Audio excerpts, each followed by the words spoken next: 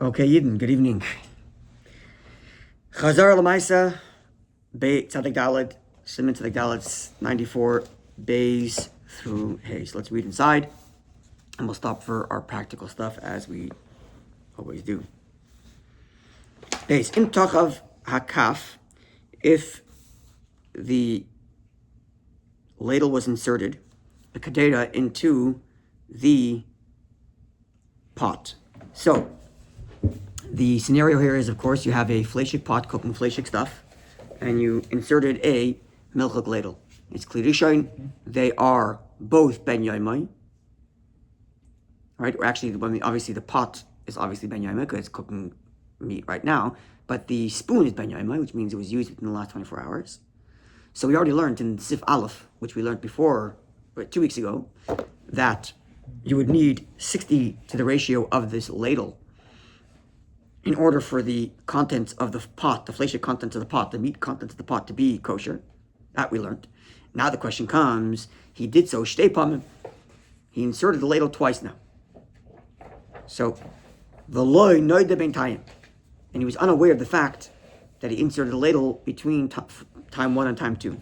So he inserted the ladle, unaware what happened, inserted it again, and then he realized, I just inserted this ladle twice, at least, into the pot.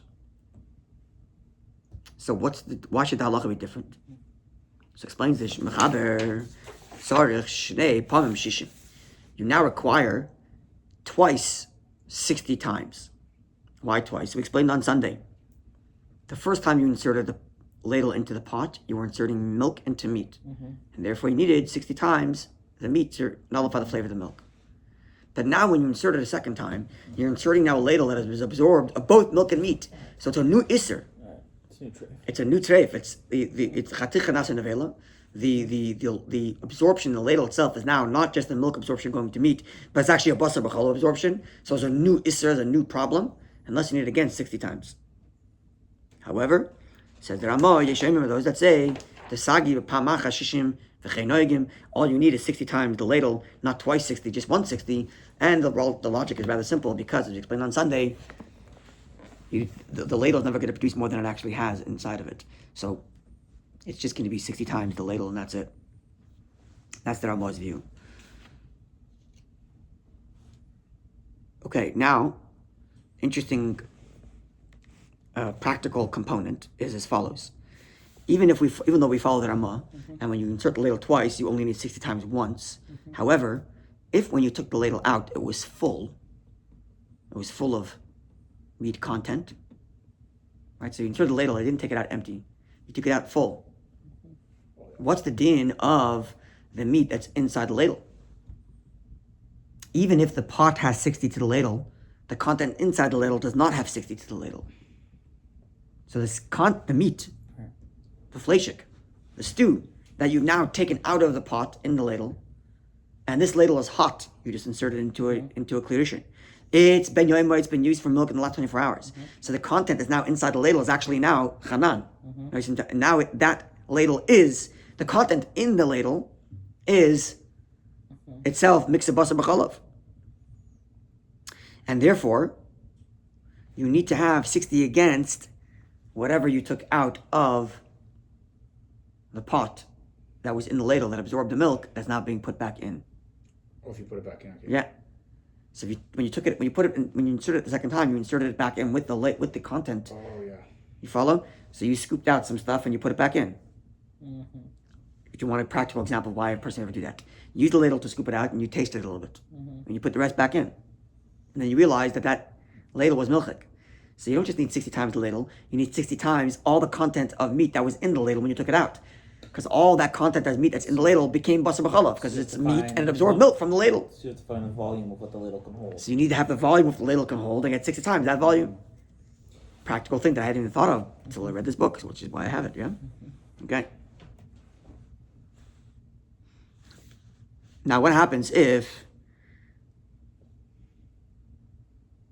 you took the ladle that was inserted into the meat pot, and then you insert it into another meat pot?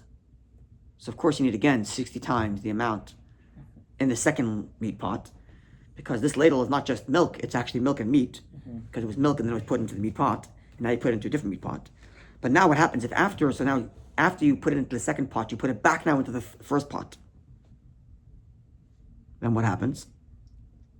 Even if you follow the Ramah, now you need to have twice 60 in the first pot against the milk and against the basar b'chalav that came from somewhere else. You need to have 60 against the milk that was inserted the first time. And now you need to have 60 against the basar b'chalav that was absorbed in the second pot that you brought back now to the first pot. By you insert the ladle into the pot 1. So that's 120? You need 120. All right. 120 times the ladle. Yep. Is the Zoom on? Yeah, it's recording, yes. It's not Zoom though. Oh, I'm sorry. Someone wants to come on Zoom. Who's there? Ben. Okay, so put him on a call. Put him down here. I guess it's not. I'm not on Zoom, unfortunately.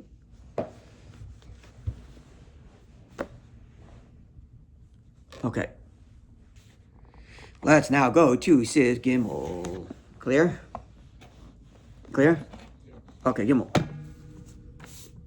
Just see where he's holding. Hello? Yeah, I'll put you next to the rabbi so you can hear. Yeah. No, it's recording on Zoom. It's no one responds to the recording Zoom, so I just put on the actual camera instead of using Zoom. I think Aaron also. Alright, he said recording, he didn't say Zoom, I think. Right. He's on? Mm-hmm. Okay, Benjamin, you're here? Yeah. Okay. So you could put your okay, so if you have any questions, chime in. Okay. Siv Gimel. Im yesh shishim levatel hakaf.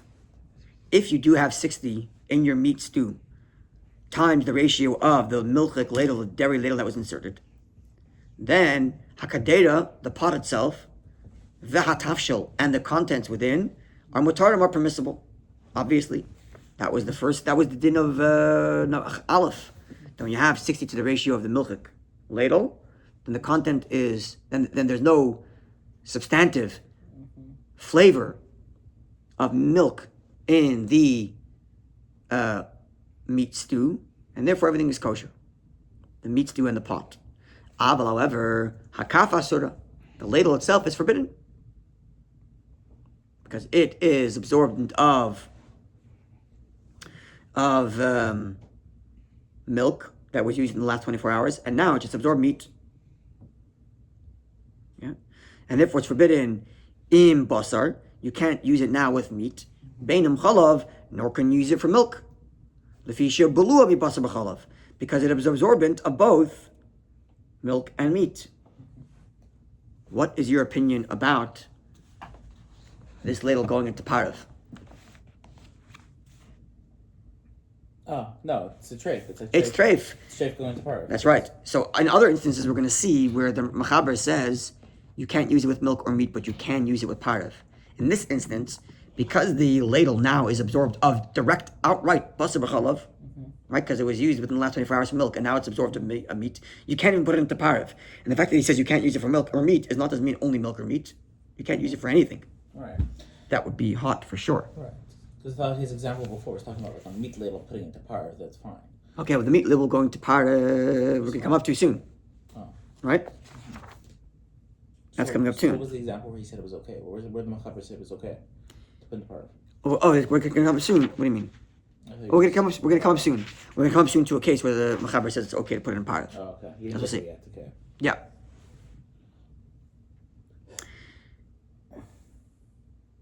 Okay, Lafi. She below basar b'chalav, because the ladle is now absorbent of both milk and meat. Even post factum, if you took this ladle, which was originally milk and ben yoimoy, and now is put into a meat pot, so it's absorbent of both milk and meat, even post factum, if you put it into something else that was hot, oiseres, it would be prohibit the next thing that it touched, unless you had 60, of course. Whether you inserted it later into milk or meat or to dairy that was hot. Calls man shehi bas yoima. So long as it is 24 hours since the 24 hours from it was inserted into the meat. Not 24 hours, even if it's after 24 hours from when the milk was absorbed, But if it's within 24 hours of when the meat was absorbed, then that would define when it became basar b'chalav. So as long as 24 hours from when it became basar b'chalav, it's still prohibited in the next thing, even post factum. Right? Because nice and tam of gam is only the milk. But at the time of milk and meat combination, it was not basar, but it was not nice and tam of gam. The milk, the ladle was used in the last 24 hours for milk, 5 hours ago. Now it's inserted in meat. So the milk and meat now is not nice and tam of gam. So you have 24-hour count from now. Yeah? Then, remain shishim, and when you insert it into the next thing, even post factum, there's no 60, hakal aser, b'hana, everything's prohibited, even from deriving benefit. Even from deriving benefit, like any milk and meat. Now, what you mean, what happens if I inserted it, what happens if I took a dairy ladle that was used in the last 24 hours as ben yomai, and instead of putting it into a meat stew, I put it into the chicken soup. So it's prohibited because it's a mixture of both milk and chicken. But is it prohibited from hana? No, because hana, deriving benefit, the prohibition against deriving benefit is only from milk and meat, beef, not milk and chicken. Right? Which would mean you can sell it, let's say, I don't know. Or give it to a dog. Or give it to a dog. Yeah? Now, filu akadera, even the new pot would be prohibited because you inserted a milk and meat ladle into it. You can put in fruits or anything cold, even if it's liquid. Kivan, because if you take this pot, right, which had meat, and then you put a fresh milk ladle into it, so the pot's no good because you didn't have 60 times, right? This pot is prohibited. It's prohibited. You can't cook in it, all right? And you're not going to have benefit from it, but you're not going to have benefit from the absorption. The pot itself is not the absorption. So filling up the pot with apples does not mean you're having a pleasure from the milk and meat. You're having pleasure from the metal, which is totally allowed. All right, clear? Let's look at some of our practical zachen here. Now, the first thing to note is someone asked already the other time is how come when I insert the pot, when I insert the ladle into the, I mentioned this I think on Sunday, when you insert the ladle into the pot, why doesn't it count as a hagala? It's explained that hagala has number of conditions that are required to make it valid, especially the fact that it has to be a rolling boil. That's only one of the conditions. And the conditions for transferring flavor is a much lower level temperature than the conditions for hagala. So inserting the ladle does not count as hagala. It's important to note that. Mention that. You mentioned that.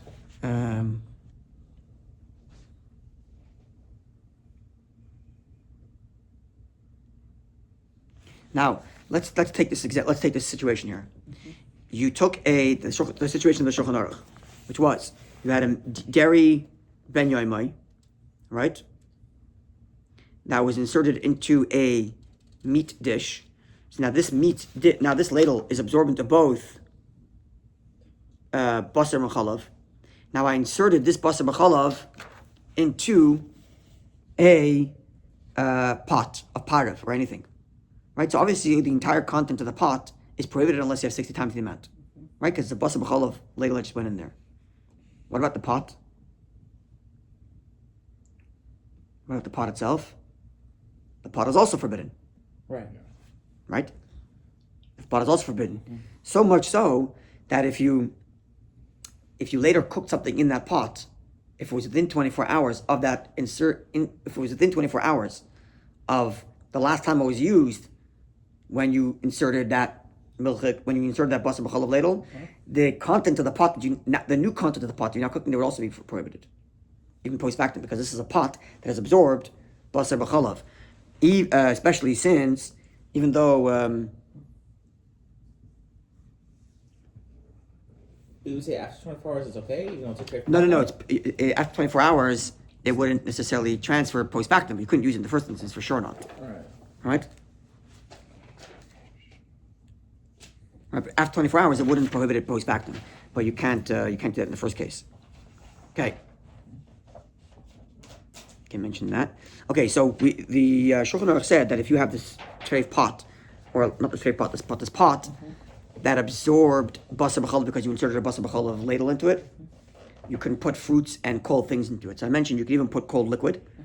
But, however, as is noted by many of the Prima Godim specifically, and on the other commentaries, that's only on happenstance basis, not on a regular basis. One shouldn't be doing that. But the same thing applies to using it to cook things that they're not for eating. Like if you wanted to boil up hot water for your hair or something, I don't know. Okay.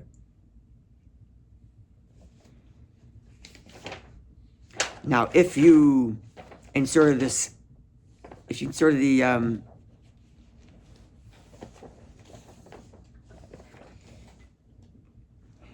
so if the ladle was inserted into a klisheni, that yatzla this boy, what do you think the halacha is? So you put a milchik spoon that was used in the last 24 hours into your soup bowl, into your minestrone meat soup. Or the other way around, you took a meat spoon that was used in the last 24 hours and you used it to mix your hot coffee, but the coffee's in a klisheni. Yeah. What do you say the halacha is? So the spoon would probably be a problem, but we could probably be lenient on that. Okay, so you say the spoon is a problem, Yeah. and everything else is okay. You're correct. Why, even though you don't have 60. Why? Because we said before it can't emit and absorb. Klisheni doesn't make emitting and absorption. at the same Only time. cannot do that. So the spoon might absorb because it's in a klisheni, and because it was used in the last 24 hours, it's a mixture of milk and meat. But the coffee that was in the klisheni, the soup, even if it doesn't have 60, is fine because the ladle won't exfoliate even if it's going to absorb from the klisheni. Very, very good. So you see how these principles build on each other? Very, very good. Okay. So what happens if you take now same scenario, but instead of having minestrone soup, you have a steak. Yeah. And you put in a milchik fork that was used in the last 24 hours. What's the din now? So the fork for sure is no good because the same way it wasn't good when you inserted it into the minestrone soup, it's absorbing now the steak is not on the fire, it's in a klisheni, it's on your plate on the table. But the fork is no good because even if it was a soup, it would absorb from a klisheni. But it's a solid though, so solids we can choose rishon. Solids remain clearly showing. So what happens to the steak now? Treif. Completely? No. It's just, what do you do? It's you kind of have to cut the area around. Cut the area around. Not more than the peel. It's got to be the finger width. Yeah, but the whole Right? area around. But the whole area around it will have to be cut out. Yeah. This is a good Chazzarah of Kufhei. Shkoyach for remembering. It's gratifying. And we still remember the principles. It really is. All right. Some other things here. Some other practical things. What happens if you're not sure if you have 60 or don't have 60? Based on the principles, which I'm not sure if we discussed them directly, but we've probably indirectly discussed certain principles of doubt. You're not sure if you have 60 to the ratio, so you have a ladle that was either milk and went into meat, or it was absorbed of milk and meat and you went into your meat or whatever. You're not sure if you have 60. So the Raisa, we would be strict. Biblically, you'd be strict. Rabbinically, you would be lenient. So explain that to me now, practically in the laws of Basar B'Chalav. So you have the Torah prohibition of meat is like beef. So if it's a beef soup and you inserted a milk ladle and you're not sure if it's 60 to the ratio, it's a question of biblical proportions. Be strict. Biblical proportions. Yeah. Double pun, proportions. Yeah. Then you go with stringent and say, even though I don't know if they're 60, no good.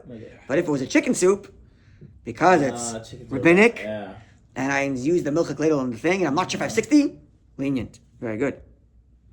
But nonetheless, the ladle would require kosherizing because the doubt is not in the ladle. Yeah. The ladle definitely absorbed from both milk and chicken in this case. Plastic is automatically garbage? Sorry? Plastic is automatically garbage? Yeah, you can't kosherize plastic, really.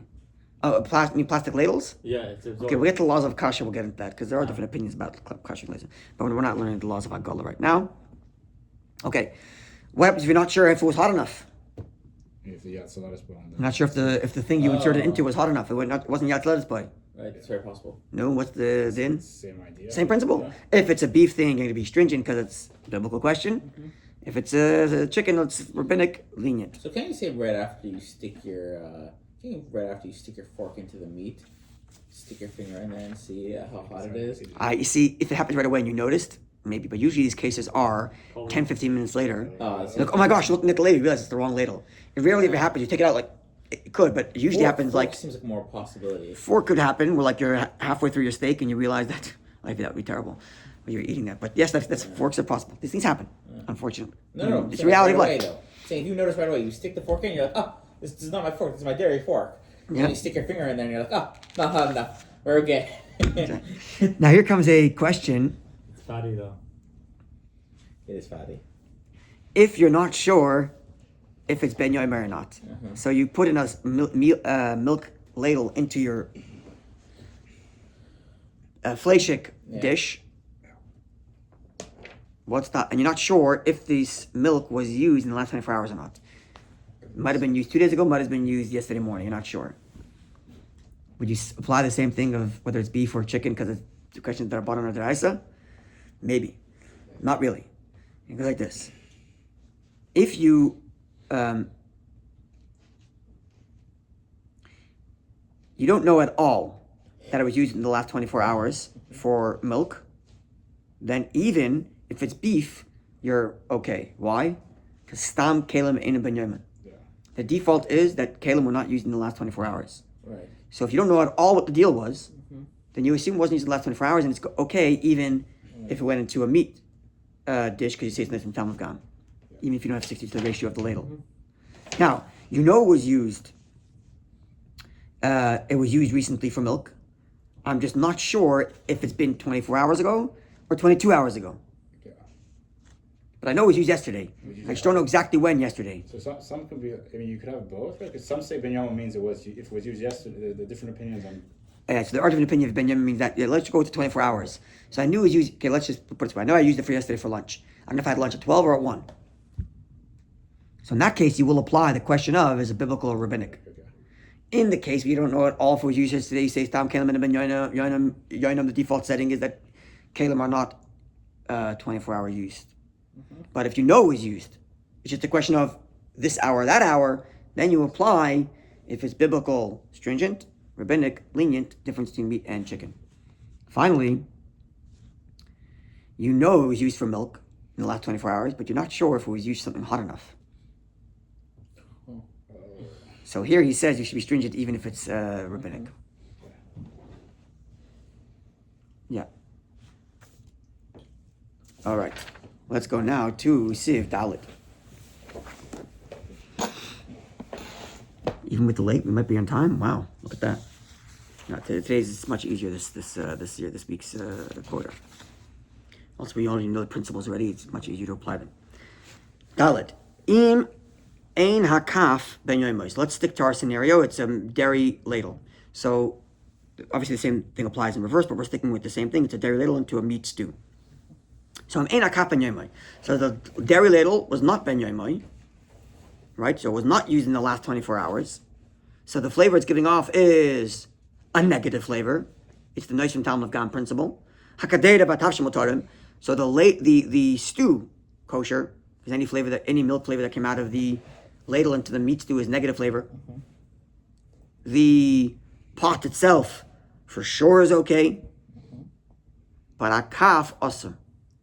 The ladle is prohibited, even though at the point of contact, when the meat is absorbed into that ladle, it's meeting with a flavor that's negative.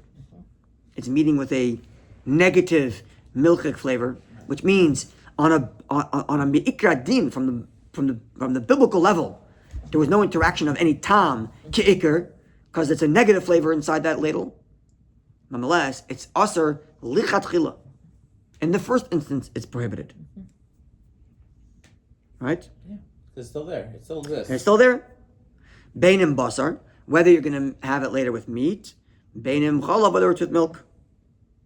I said the main reason is because it came in there positively, not negatively. But what Because about? it came in, I said this on Sunday, because in this case, both the milk and the meat came in positively, even though their interaction was when one wasn't one wasn't positive. Therefore, in the first instance, don't use it for milk and meat, which means on post factum, if you use it for either milk or meat, everything will be okay, because the flavor coming out is going to be levgam, right? But here's the kicker here. Nonetheless, then this is what I was referring to earlier, where the Ramah says, where the Mechaber says, Parve is okay.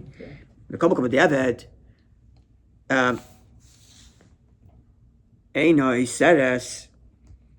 One second.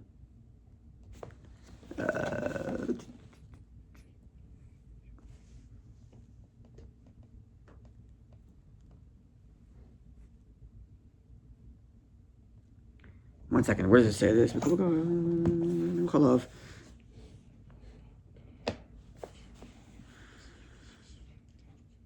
Something I want to share here.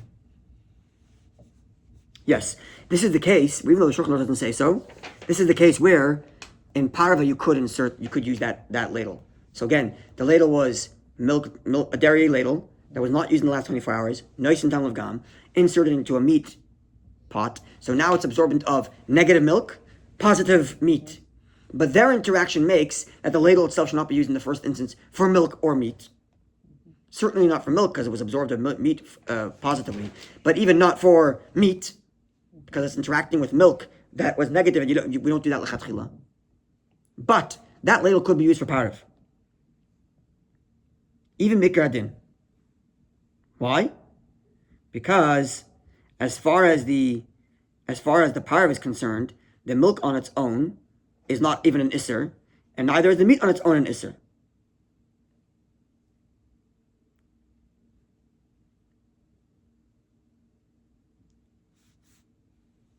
And if our problem is that we're going to prohibit the mixture of milk and meat that's inside the ladle, well, it's already negative. And therefore, there's no prohibition. It's only with respect to milk and meat that we say that even though one of them is negative, we still shouldn't use that because each one is forbidden against the other one that's actually present there. And therefore, we don't want to bring those into interaction with each other. But when you're interacting with Parve, because their combination is negative, we allow it. Okay. Nonetheless, b'diavad, post factum, you put this ladle which has positive meat and negative milk. It won't actually post factum forbid anything because at the end of the day, the flavor coming out of there, at least part of the as far as the milk is concerned, is a negative flavor, and therefore it's not going to prohibit the next meat that it interacts with, even though the first instance we don't want you to do that. All right, so that's what you said is okay for parv. Correct. Because to begin with, it's even for milk and meat. It's min adin that we are. Yeah. Hello? Yeah? Yes. You want to ask something? Okay. Go ahead. Would this be a source for having two sets of dishes? Like you're saying that the Shulchan Aruch talks about knives. This seems like that there's such a thing as a dairy spoon and stuff like that. Only those that are being inserted into Kedushin. Well, let's think about that. That's not true. You're right, because if you have a hot steak, you have to have it designated for one or the other. You're correct. Yeah, this would be this source for having separate dishes. So why does Shulchan Aruch only mention knife? You're right, because if you try to cut a potato, okay, potato is parv, but if you're cutting a steak, which is a davar gush, it's a solid, or cutting it for sure, it's a knife. But even if you're sticking your fork into it, you would be oyster kadei natila. Yeah. And the fork would then and the fork would become prohibited. Yeah, good point. Thank you. Very good. Very, very good. Shkoyach. Okay, let's see what we have here in our practical book here.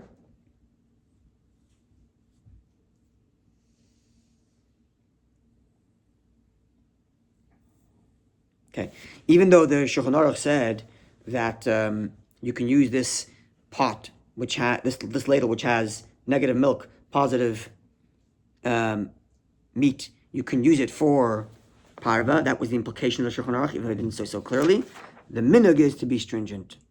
That's what the Pri Megadim tells us.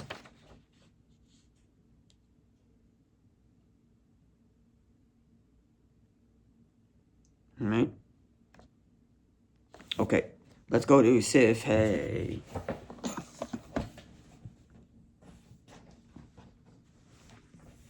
All right. Im bishlu mayim b'kadera chadasha. If water was boiled in a new pot, never used before, or any other part of a dish for that matter, the tachvuba, and now while this pot is a kli rishon, you inserted into it, kaf levis, a dairy ladle, and that's it. Now afterwards, that the original water that you boiled or the original dish that you made that was parve is now out, is gone. And now you're boiling a new water or new parve dish. Now you inserted a meat ladle. The shtei kapois and both the ladles, the meat and the dairy, were both used in the last 24 hours. So you and in each of the cases you didn't have 60 to the ratio of the ladle. So this is the case. You're making pasta and you used a milchik ladle to extract the pasta. It's a fresh pot. It's your first time using it. Emptied it out. Pasta's finished. Kids want more. You make another set of pasta. And this time you inserted a meat ladle to take it out. In both cases, the meat ladle and the dairy ladle were both used in the last 24 hours for their respective types, milk and meat. Mm-hmm. So, because we learned tzaddik, what would you say the halacha is? With the pot? Technically, we'd say it's okay. Not by not. Yeah. You have flavor going from milk into the ladle and from ladle into the pot. Yeah. Even if you assume that it's through cooking and whatever. And the same thing in reverse. Meat to the ladle, ladle to the pot. Mm-hmm. But nonetheless, says the Mechaber, as I mentioned on Sunday, everybody's up in arms. What do you want? What are you saying? Nonetheless, says the Mechaber, also l'stamech b'kadera, it's prohibited to use that pot.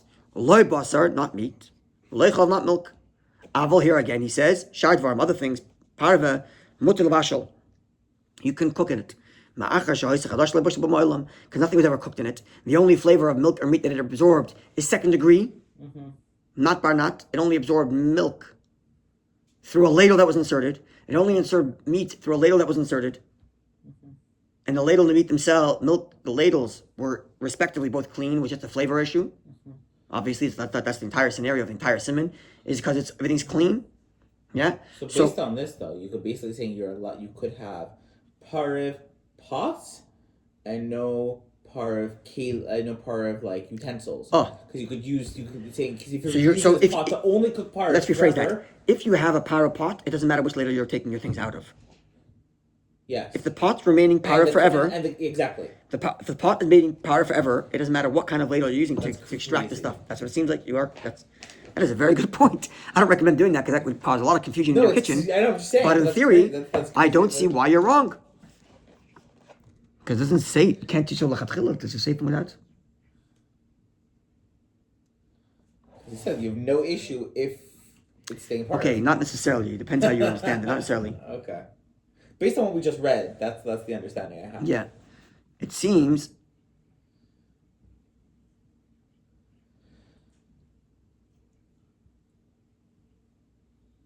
Actually, maybe you're still right. It's crazy. Maybe you're still right. Well. Maybe you're still right. It's very cool, very interesting. Yeah. You can go so far as to say that when you cook in that pot later your parve, you can intentionally have that parve made so you can have it later with meat and with milk. Or with milk. Right. Because it's not barnat lechatchila. Right. You're not supposed to make not barnat lechatchila. We're not making not barnat lechatchila here. It's parve. It's parve. So you can then eat it later with milk.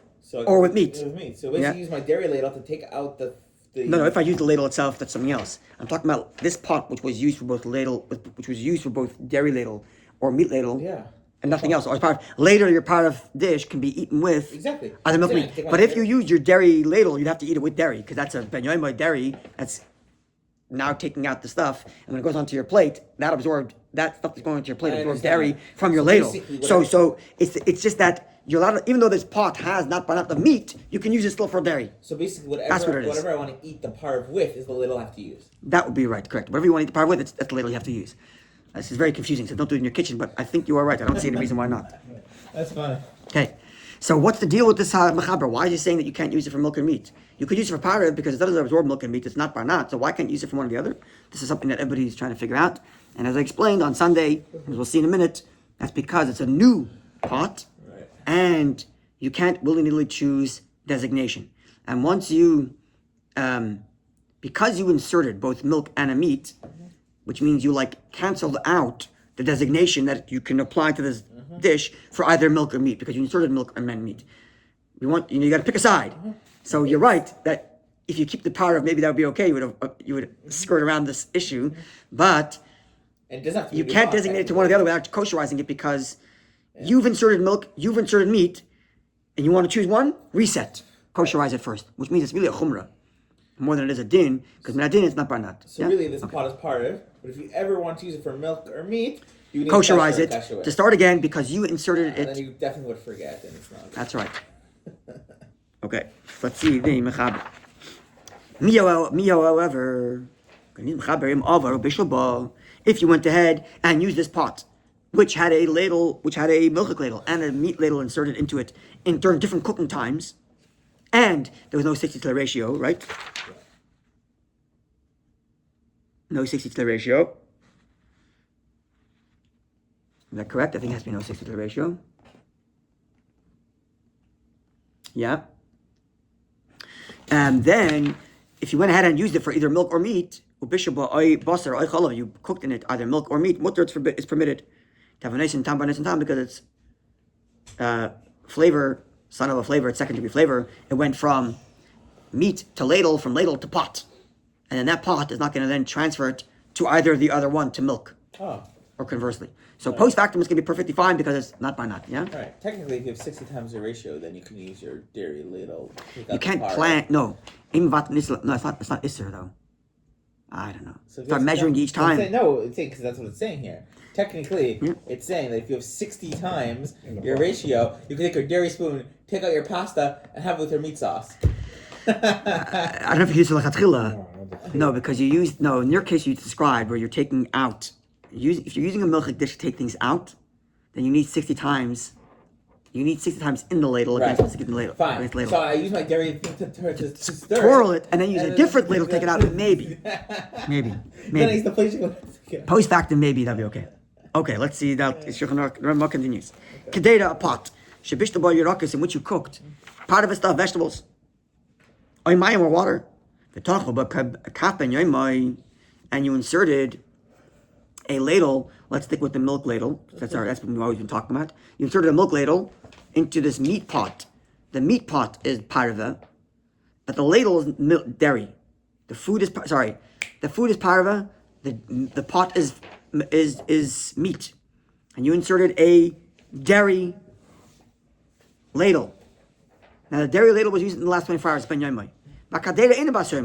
But the pot wasn't used in the last 24 hours for meat. It's being used now for parve, but it wasn't used for meat in the last 24 hours. Yes? Yeah. Mm-hmm. So you have milk and meat interacting in the parve, but one flavor that it's absorbing is negative, and one flavor it's absorbing is positive. In this case, it's absorbing positive from the ladle, dairy, and it's absorbing negative from the pot, meat, because the pot hasn't been used in the last 24 hours. So there's a meeting of milk and meat, but never in such a way that they are problematic in their mixture, because one of the two is negative.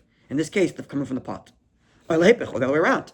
The pot was used in the last 24 hours for meat, so you're getting positive meat flavor from the pot into your parve soup here, into your parve pasta, and your ladle hasn't been used in the last 24 hours. That's dairy, so it's getting negative dairy from the ladle.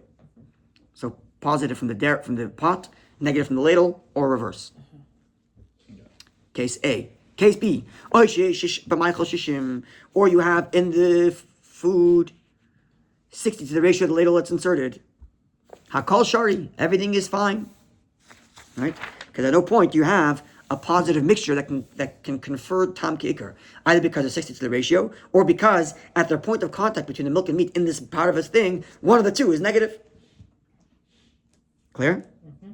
Now, this part of the, what can I eat it with? This part of it, which absorbed, let's just make it simple. It's negative meat from the pot, positive milk from the ladle.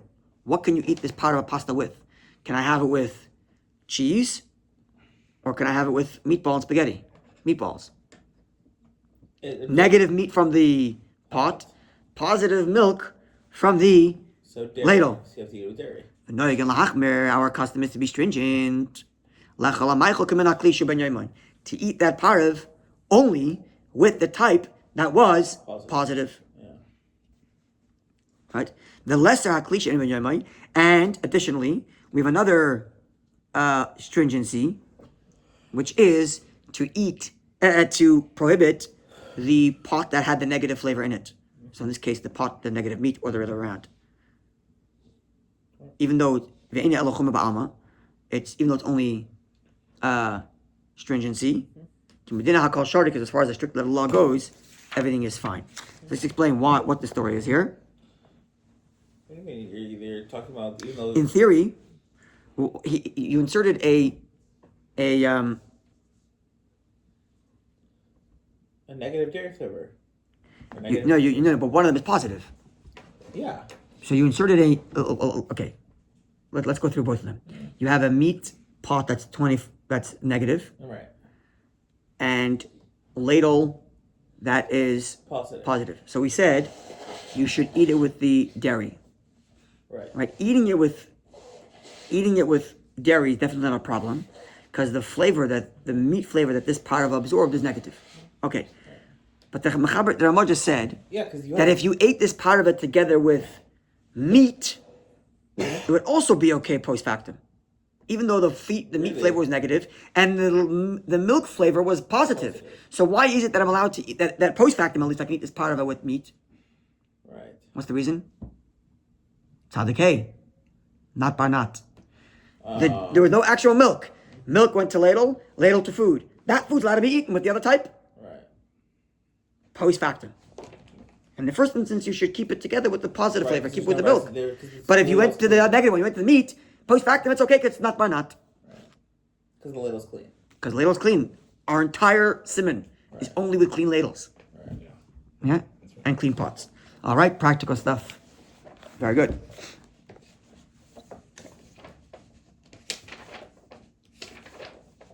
Now, the shach, as I mentioned, goes up in arms with the Mechaber. What are you saying? Why is it that when you insert a dairy ladle into a part of a pot and you take all the contents out and you make new contents and then you put a meat ladle in, and all of a sudden you can't use this pot for either milk or meat? What are you talking about? It's not barnat, right? Yeah. It's not barnat 3 times actually, right? Because it's meat to ladle to stew to pot to new stew, and therefore he says it's mamash only a chumrah because again of designation.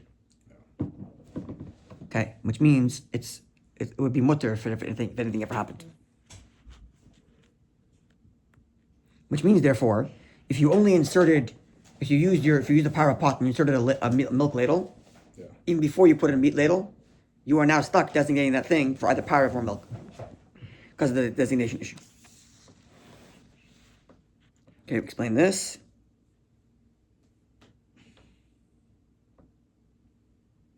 Right? The prohibition in the Ramah, which said that in the first instance you shouldn't have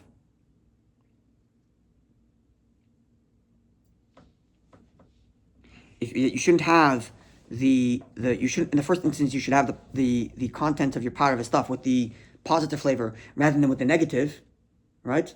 Yeah. That is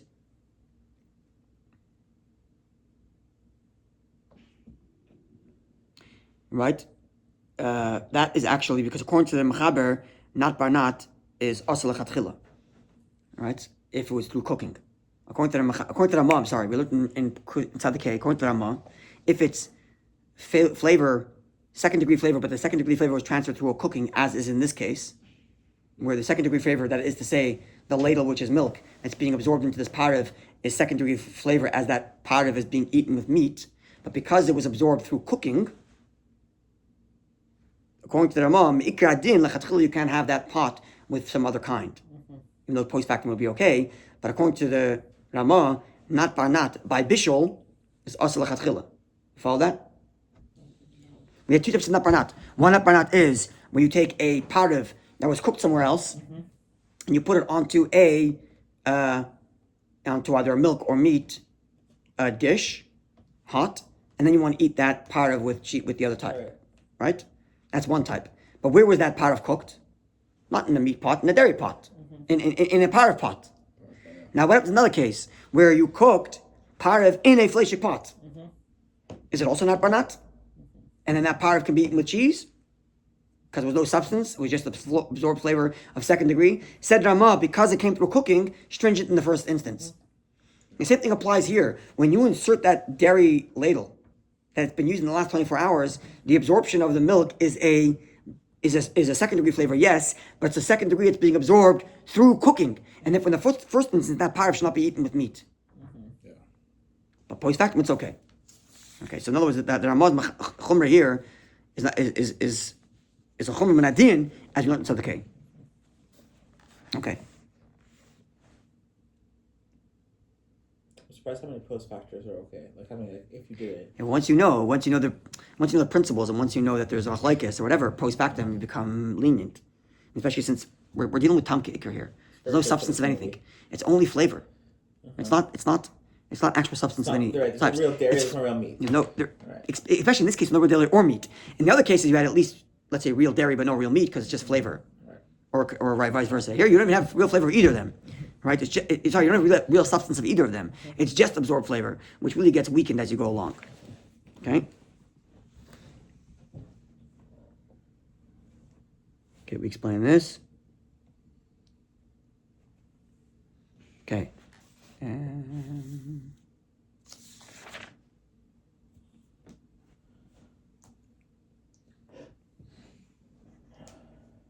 Okay, I think that's pretty much, we covered everything already. With any other practical questions that come up here that you'd like to cover?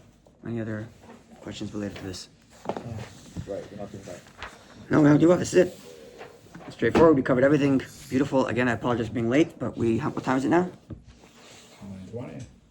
9:20? Yeah. Okay, so a little bit late. All right.